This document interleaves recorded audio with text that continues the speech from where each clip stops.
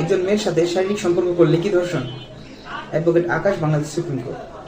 একজন মেয়ের সাথে শারীরিক সম্পর্ক করলেই সেটা ধর্ষণ নয়, কিন্তু সমাজ ব্যবস্থায় মনে করে যে একজন মেয়ের সাথে শারীরিক সম্পর্ক হলেই সেটা ধর্ষণ। এবং কিছু কিছু ক্ষেত্রে মেয়েরা ওই বিষয়ে শারীরিক সম্পর্ক করাতেও এবং করার পরেও দেখা যায় যে ছেলের সাথে কোনো যদি বিবাদ হয় বা কোনো ধরনের কোনো ঝামেলা তৈরি হয়, সেক্ষেত্রে মেয়ে ওই ছেলের বিরুদ্ধে মামলা দায়ের করে, কিন্তু পরবর্তীতে দেখা যায় যে এটা ধর্ষণ বলে বিবেচিত হয় না। আমরা আজকে জানবো যে ধর্ষণ হতে গেলে 5টি উপাদানের মধ্যে যে কোনো একটি উপাদান থাকতে হবে। যদি একটি উপাদান না থাকে তাহলে সেক্ষেত্রে সেটা ধর্ষণ বলে বিবেচিত হবে না। 1, যদি একজন নারী সম্মতি ছাড়া যদি শারীরিক সম্পর্ক হয়, সেক্ষেত্রে সেটা ধর্ষণ বলে বিবেচিত হবে। 2, যদি নারীর ইচ্ছার বিরুদ্ধে যদি শারীরিক সম্পর্ক হয়, সেক্ষেত্রে সেটা ধর্ষণ বলে বিবেচিত হবে। 3, যদি সম্মতি বা ইচ্ছা দুটোই আছে, কিন্তু এই ক্ষেত্রে যদি কোনো ভয় থাকে, যেমন মৃত্যুর ভয় দেখানো হলো কিংবা আঘাতের ভয় দেখানো হলো, এরকম ভয় দেখিয়ে শারীরিক সম্পর্ক করে, সেক্ষেত্রে এই শারীরিক সম্পর্কটা ধর্ষণ বলে বিবেচিত হবে।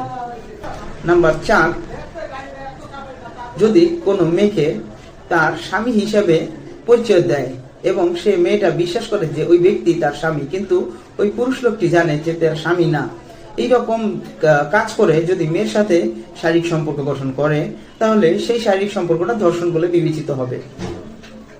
এবং 5 নম্বর পয়েন্ট বলা হয়েছে যে যদি কোনো মহিলা বা মেয়ে মানুষ 14 বছরের কম বয়স্ক থাকে, তার সম্পত্তি ছিল বা নাই ছিল, মানে সম্মতি দেয় বা নাই দেয়, সেক্ষেত্রে তার সাথে যদি শারীরিক সম্পর্ক করে, সেই শারীরিক সম্পর্কটাকে ধর্ষণ বলে বিবেচিত করা হবে। কারণ 14 বছরের কম বয়স্ক মেয়ে, সে ভালো মন্দ, তার যে ভালো মন্দ সে কিছুই জানতো না, এবং সেই সময় যদি কোনো শারীরিক সম্পর্ক করে, সেই শারীরিক সম্পর্কটাকে ধর্ষণ বলে বিবেচিত করা হবে।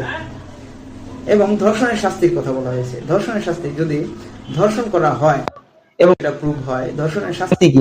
ধর্ষণের শাস্তি হলো মৃত্যুদণ্ড বা যাবজ্জীবন কারাদণ্ড এবং অর্থদণ্ড। এই 5টি উপাদানের মধ্যে একটা উপাদানও যদি না থাকে, তাহলে সেক্ষেত্রে ধর্ষণ বলে বিবেচিত হবে না।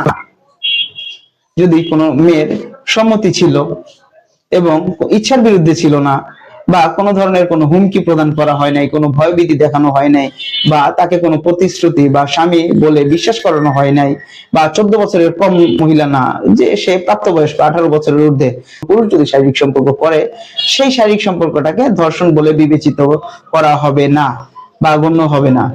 ধন্যবাদ।